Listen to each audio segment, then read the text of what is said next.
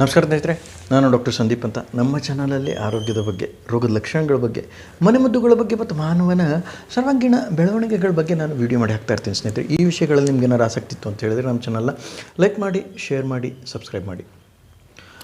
ಇವತ್ತಿನ ಒಂದು ವಿಷಯ ಬಹಳ ಮುಖ್ಯವಾದದ್ದು ಸ್ನೇಹಿತರೆ. 5 ವಿಷಗಳಲ್ಲಿ ಒಂದಾಗಿರ್ತಕ್ಕಂಥ ಎಣ್ಣೆ. ನಮ್ಮ ಮನೆಯಲ್ಲಿ 5 ವಿಷಯಗಳನ್ನ ದಿನಂಪ್ರತಿ ನಾವು ಉಪಯೋಗಿಸ್ತಾ ಇರ್ತೀವಿ ಸ್ನೇಹಿತರೆ. ಈ 5 ವಿಷಯಗಳನ್ನು ಉಪಯೋಗಿಸಿ ಸಹ ನಾವು ಆರೋಗ್ಯವನ್ನು ಎಕ್ಸ್ಪೆಕ್ಟ್ ಮಾಡ್ತೀವಿ. ಆರೋಗ್ಯವಂತ ಸ್ಥಿತಿ ನಮ್ಮದಾಗಲಿ ಅಂತ ನಾವು ಬಹಳಷ್ಟು ಪ್ರಯತ್ನ ಪಡ್ತೀವಿ. ಸೊ ಹೀಗಾಗಿ ಈ 5 ವಿಷಯಗಳಲ್ಲಿ ಒಂದಾಗತಕ್ಕಂಥ ಎಣ್ಣೆ, ನಾವು ತಿಂತಕ್ಕಂಥ ಎಣ್ಣೆ, ಇದರ ಬಗ್ಗಿನ ಪೂರ್ತಿಯಾದ ಮಾಹಿತಿ ಈ ಒಂದು ವಿಡಿಯೋದಲ್ಲಿ ಹಾಕ್ತಾಯಿದ್ದೀನಿ ಸ್ನೇಹಿತರೆ.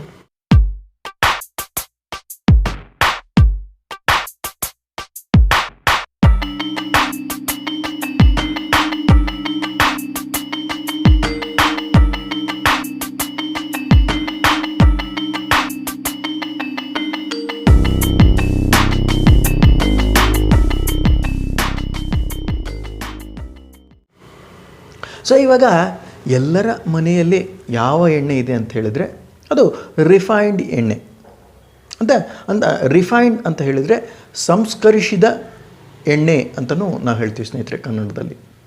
ಸೊ ಈ ಸಂಸ್ಕರಿಸಿದ ಎಣ್ಣೆ ಅಥವಾ ರಿಫೈನ್ಡ್ ಎಣ್ಣೆಯ ಮೂಲ ಅರ್ಥವೇನು ಅಂತ ಸ್ವಲ್ಪ ತಿಳ್ಕೊಳ್ಬೇಕಾಗುತ್ತೆ ಸ್ನೇಹಿತರೆ. ಈಗ 20 ಅಥವಾ 25 ವರ್ಷಗಳ ಹಿಂದೆ ನಾವೇನಾದ್ರು ಹೋಗಿ ನೋಡಿದ್ವಿ ಅಂತ ಹೇಳಿದರೆ ಬಹಳಷ್ಟು ಪ್ರಚಲಿತವಾಗಿ ಉಪಯೋಗಿಸ್ತಕ್ಕಂಥ ಎಣ್ಣೆ ಅಂತ ಹೇಳಿದರೆ ಗಾಣದ ಎಣ್ಣೆ. ನಮ್ಮ ದೇಶ ಬಹಳಷ್ಟು ಸಮೃದ್ಧಶಾಲಿಯಾದ ದೇಶ ಮತ್ತು ನಮ್ಮ ದೇಶ ವಿಭಿನ್ನತೆಯ ದೇಶ.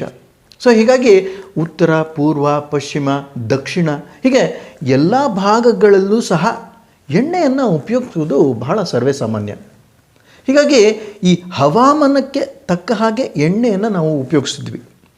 ಯಾಕೆ ಅಂತ ಹೇಳಿದರೆ ನಮ್ಮ ದೇಹ ಮೂಲವಾಗಿ ವಾತ, ಪಿತ್ತ, ಕಫದಿಂದ ಆಗ್ತಕ್ಕಂಥ ದೇಹ.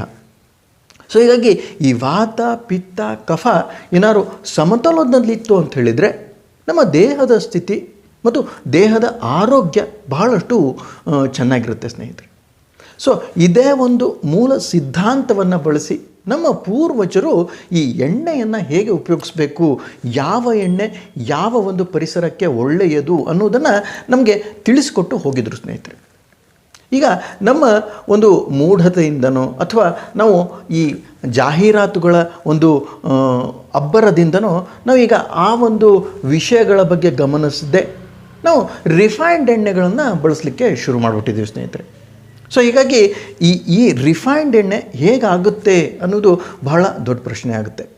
ಸೊ ಹೀಗಾಗಿ ಈ 25ರಿಂದ 30 ವರ್ಷಗಳ ಹಿಂದೆ ನಾವು ಗಾಣದೆಣ್ಣೆ ಉಪಯೋಗಿಸ್ತಾ ಇದ್ವಿ. ಆ ಸಮಯದಲ್ಲಿ ಬಂದ ಒಂದು ಎಣ್ಣೆ ನಮ್ಮ ಪೂರ್ತಿಯಾದ ಈ ಅಭ್ಯಾಸವನ್ನು ಬದಲಿಸ್ಬಿಟ್ಟಿದೆ ಸ್ನೇಹಿತರೆ. ಏನು ಅಂತ ಹೇಳಿದರೆ ಪಾಮ್ ಆಯಿಲ್. ಸೊ ಈಗ 25-30 ವರ್ಷಗಳ ಹಿಂದೆ ಪಾಮ್ ಆಯಿಲು 20 ರೂಪಾಯಿಗೆ ಲೀಟರ್ ಇತ್ತು. ಮತ್ತು ನಮ್ಮ ಗಾಣದ ಎಣ್ಣೆ, ಯಾವುದೇ ಗಾಣದ ಎಣ್ಣೆ ನೀವು ತೊಗೊಳ್ಳಿ, ಕಡಲೆಕಾಯಿ ಗಾಣದ ಎಣ್ಣೆ ಇರ್ಬೋದು ಅಥವಾ ಯಾವುದೇ ಗಾಣದ ಎಣ್ಣೆ 40 ರೂಪಾಯಿ ಇತ್ತು 1 ಲೀಟರ್ಗೆ. ಸೊ ಹೀಗಾಗಿ ಈ ಒಂದು ಕಾಂಪಿಟೇಷನ್ ಯುಗದಲ್ಲಿ ಇದೇ ಒಂದನ್ನು ಬಳಸಿ ಉದ್ಯಮಿಗಳು ಈ ಪಾಮ್ ಆಯಿಲ್ನ ಎಲ್ಲರ ಮನೆಯನ್ನು ಸೇರಿಸಿದ್ರು ಸ್ನೇಹಿತರೆ. ಸೊ ಹೀಗಾಗಿ ಈ 20 ರೂಪಾಯಿಗೆ ಸಿಗ್ತಕ್ಕಂಥ ಎಣ್ಣೆಯನ್ನು ಎಲ್ಲರ ಮನೆಯಲ್ಲೇ ಸೇರಿಸಿ ಬಹಳಷ್ಟು ಜನರಿಗೆ ಈ ಹೆಲ್ತ್ ಅಂತ ಹೇಳಿದರೆ ರೋಗಗ್ರಸ್ತ ಸ್ಥಿತಿ ಉಂಟಾಗಲಿಕ್ಕೆ ಈ ಪಾಮ್ ಆಯಿಲ್ ಅಂತ 10 ವರ್ಷದ ಮೇಲೆ ಗೊತ್ತಾಯಿತು ನಮ್ಮ ಜನಕ್ಕೆ. ಸೊ ಹೀಗಾಗಿ ಈ ಒಂದು ಷಡ್ಯಂತ್ರ ಗೊತ್ತಾದ ಮೇಲೆ ನಮ್ಮ ಉದ್ಯಮಿಗಳು ಮತ್ತು ಬಹಳಷ್ಟು ಬುದ್ಧಿವಂತರು ಏನು ಮಾಡಿದರು ಅಂತ ಹೇಳಿದರೆ ರಿಫೈನ್ಡ್ ಆಯಿಲ್ನ ಮಾರ್ಕೆಟಿಂಗ್ ಮಾಡಲಿಕ್ಕೆ ಶುರು ಮಾಡಿದರು ಸ್ನೇಹಿತರೆ. ಅಂತ ಹೇಳಿದರೆ ಈಗ ಅದು ಆ ಒಂದು ಕೆಲಸದಲ್ಲಿ ವೈದ್ಯರನ್ನೂ ಸಹ ಬಳಸಲಾಗಿತ್ತು. ಅದು ನಿಮಗೆ ಗೊತ್ತಿದೆ ಸ್ನೇಹಿತರೆ. ಯಾಕೆ ಅಂತ ಹೇಳಿದರೆ ಈಗ 10ರಿಂದ 15 ವರ್ಷ ನೀವೇನಾದ್ರು ಹಿಂದೆ ಹೋಗಿ ನೋಡಿದ್ರಿ ಅಂತ ಹೇಳಿದರೆ ಯಾವುದೇ ವೈದ್ಯರು ಸಹ ರಿಫೈನ್ಡ್ ಎಣ್ಣೆ ಉಪಯೋಗಿಸ್ಬೇಕು ನೀವು ಅಂತ ತಾವು ಪ್ರಚಾರವನ್ನು ಮಾಡಲಿಕ್ಕೆ ಶುರು ಮಾಡಿದರು ಸ್ನೇಹಿತರೆ. ಅದರ ಬಗ್ಗಿನ ಮಾಹಿತಿ ನಿಮಗೆಲ್ಲ ತಿಳಿದೇ ಇದೆ. ಯಾಕೆ ಅಂತ ಹೇಳಿದರೆ ನೀವು ಯಾವುದೇ ಒಂದು ಹೃದಯ ತಜ್ಞರ ಹತ್ರ ಹೋದ್ರಿ ಅಂತ ಹೇಳಿದರೆ, ಯಾವುದೇ ಒಂದು ತಜ್ಞ ವೈದ್ಯರ ಹತ್ರ ಹೋದ್ರಿ ಅಂತ ಹೇಳಿದರೆ ರಿಫೈನ್ಡ್ ಎಣ್ಣೆ ಬಹಳಷ್ಟು ಉತ್ತಮ. ಯಾಕೆ ಅಂತ ಹೇಳಿದರೆ ಇದು ಕೊಲೆಸ್ಟ್ರಾಲನ್ನು ಪೂರ್ತಿಯಾಗಿ ಕಡಿಮೆ ಮಾಡುತ್ತೆ ಅನ್ನೋ ಒಂದು ವಿಚಾರವನ್ನು ನಮ್ಮ ಸಮಾಜದಲ್ಲಿ, ನಮ್ಮ ದೇಶದಲ್ಲಿ ಮತ್ತು ನಮ್ಮ ಪರಿವಾರದಲ್ಲಿ ಹಾಕಿರ್ತಕ್ಕಂಥದ್ದು ಎಲ್ಲರಿಗೂ ಗೊತ್ತೇ ಇದೆ ಸ್ನೇಹಿತರೆ. ಸೊ ಹೀಗಾಗಿ ಈ ರಿಫೈನ್ಡ್ ಎಣ್ಣೆಯ ಮಾರ್ಕೆಟಿಂಗ್ ಈ ವೈದ್ಯಕೀಯ ಕ್ಷೇತ್ರ ಮಾಡಿದೆ ಅಂತ ಅಂದ್ರೂ ಸಹಿತ ತಪ್ಪಾಗಲಿಕ್ಕಿಲ್ಲ. ಸೊ ಹೀಗಾಗಿ ಈ 10ರಿಂದ 15 ವರ್ಷದ ಸಮಯದಲ್ಲಿ ರಿಫೈನ್ಡ್ ಎಣ್ಣೆಯ ಪ್ರಚಾರ ಮತ್ತು ಅದರ ವ್ಯಾಪಾರ $1 ಬಿಲಿಯನ್ ಮುಟ್ಬಿಟ್ಟಿತ್ತು ಸ್ನೇಹಿತರೆ. ಸೊ ಹೀಗಾಗಿ ಅದರ ಮೂಲಕ್ಕೆ ನಾವೇನಾದ್ರು ಹೋದ್ವಿ ಅಂತ ಹೇಳಿದರೆ ಅದು ಬಹಳಷ್ಟು ಅಚ್ಚರಿ ತರುತ್ತೆ ಮತ್ತು ಬಹಳಷ್ಟು ಭಯವನ್ನು ತರುತ್ತೆ. ಯಾಕೆ ಅಂತ ಹೇಳಿದರೆ ಈ ರಿಫೈನ್ಡ್ ಎಣ್ಣೆಯ ಉತ್ಪತ್ತಿಯ ವಿಧಾನ ಮತ್ತು ಅದನ್ನು ಪೂರ್ತಿಯಾಗಿ ಮಾಡುವಂತಹ, ಸಂಸ್ಕರಿಸುವಂತಹ ವಿಧಾನ ಬಹಳಷ್ಟು ವಿಚಿತ್ರವಾಗಿದೆ ಮತ್ತು ಮಾನವನಿಗೆ ಅದು ಬಹಳಷ್ಟು ಹಾನಿಕರ ಸ್ನೇಹಿತರೆ.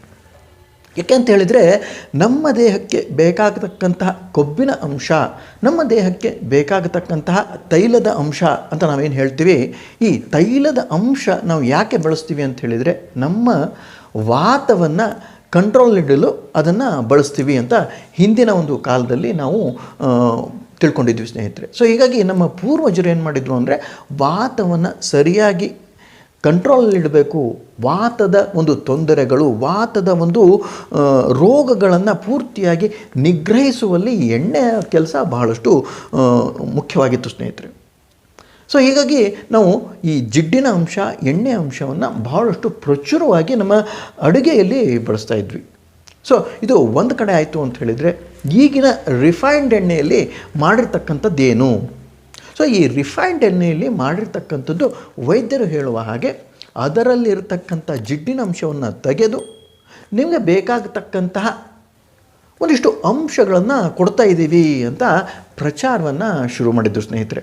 ಸೊ ಹೀಗಾಗಿ ಸಂಸ್ಕರಿಸಿದ ಎಣ್ಣೆ, ರಿಫೈನ್ಡ್ ಆಯಿಲ್ ಅಲ್ಲಿ ಏನಿರುತ್ತೆ ಅಂತ ಹೇಳಿದರೆ ಅದರಲ್ಲಿ ಬಹಳಷ್ಟು ಕೆಮಿಕಲ್ಸ್ ಇರುತ್ತೆ, ಜಿಡ್ಡಿನ ಅಂಶ ಪೂರ್ತಿಯಾಗಿ ಕಡಿಮೆ ಇರುತ್ತೆ ಮತ್ತು ನಿಮಗೆ ಬೇಕಾಗತಕ್ಕಂಥ vitamin A, vitamin B, vitamin C ಏನೇನೋ ವಿಟಮಿನ್ಗಳನ್ನು ಹಾಕಿ ನಾವು ನಿಮ್ಮ ಆರೋಗ್ಯವನ್ನು ಸರಿದೂಗಿಸುವಲ್ಲಿ ಬಹಳಷ್ಟು ಪ್ರಯತ್ನ ಮಾಡ್ತಾ ಇದ್ದೀವಿ ಅನ್ನುವ ಒಂದು ಜಾಹೀರಾತುಗಳನ್ನು ನೋಡಿ ಎಲ್ಲ ಜನರು ಮಾರು ಹೋಗ್ಬಿಟ್ಟಿದ್ರು ಸ್ನೇಹಿತರೆ. ಸೊ ಹೀಗಾಗಿ ಈ ರಿಫೈನ್ಡ್ ಎಣ್ಣೆ ಮನೆಯಲ್ಲೂ ಉಪಯೋಗಿಸ್ಲಿಕ್ಕೆ ಶುರು ಮಾಡಿದರು. ಸೊ ಹೀಗಾಗಿ ಈ ರಿಫೈನ್ಡ್ ಎಣ್ಣೆಯನ್ನು ನಾವು ಅಡುಗೆಯಲ್ಲಿ ಉಪಯೋಗಿಸ್ತೀವಿ ಹೊರತಾಗಿ ನಮ್ಮ ತಲೆ ಕೂದಲಿಗೆ ಹಚ್ಚಲ್ಲ, ಮಸಾಜ್ಗಳಿಗೆ ಯೂಸ್ ಮಾಡಲ್ಲ, ಮಾಲಿಷ್ ಮಾಡುವಾಗ ಈ ರಿಫೈನ್ಡ್ ಎಣ್ಣೆಯನ್ನು ನಾವು ಉಪಯೋಗಿಸಲ್ಲ. ಯಾಕೆ ಅಂತ ಹೇಳಿದರೆ ಇದರಲ್ಲಿ ಜಿಡ್ಡಿನ ಅಂಶ ಬಹಳಷ್ಟು ಕಡಿಮೆ ಇರುತ್ತೆ ಮತ್ತು ಇದರಲ್ಲಿ ಬಹಳಷ್ಟು ಕೆಮಿಕಲ್ಸ್ ಇರುತ್ತೆ ಅನ್ನೋದು ನಮಗೆ ಅರಿವಿದೆ ಸ್ನೇಹಿತರೆ. ಸೊ ಹೀಗಾಗಿ ಈ ರಿಫೈನ್ಡ್ ಎಣ್ಣೆಯನ್ನು ಅಡುಗೆಗೆ ಬಳಸುವುದು ಎಷ್ಟು ಉತ್ತಮ ಅಥವಾ ಎಷ್ಟು ಸರಿ ಅನ್ನೋದು ಒಂದು ದೊಡ್ಡ ಪ್ರಶ್ನೆ ಆಗುತ್ತೆ ಸ್ನೇಹಿತರೆ. ಯಾಕೆ ಅಂತ ಹೇಳಿದರೆ ನಾವು ತಲೆ ಕೂದಲಿಗೆ ಹಚ್ಚಲಿಕ್ಕೆ ಇಷ್ಟಪಡಲ್ಲ, ನಮ್ಮ ಮಾಲಿಷ್ ಮಾಡೋಕ್ಕೆ ಹಚ್ಚಲಿಕ್ಕೆ ಇಷ್ಟಪಡಲ್ಲ. ಹಾಗಾದರೆ ನಮ್ಮ ದೇಹದ ಆರೋಗ್ಯಕ್ಕೆ ಯಾಕೆ ನಾವು ಹಾನಿಯನ್ನು ಮಾಡಿಕೊಂಡು ಅದನ್ನು ಉಪಯೋಗಿಸ್ತಾ ಇದ್ದೀವಿ ಅನ್ನೋದು ಬಹಳ ದೊಡ್ಡ ಪ್ರಶ್ನೆ ಆಗುತ್ತೆ ಸ್ನೇಹಿತರೆ.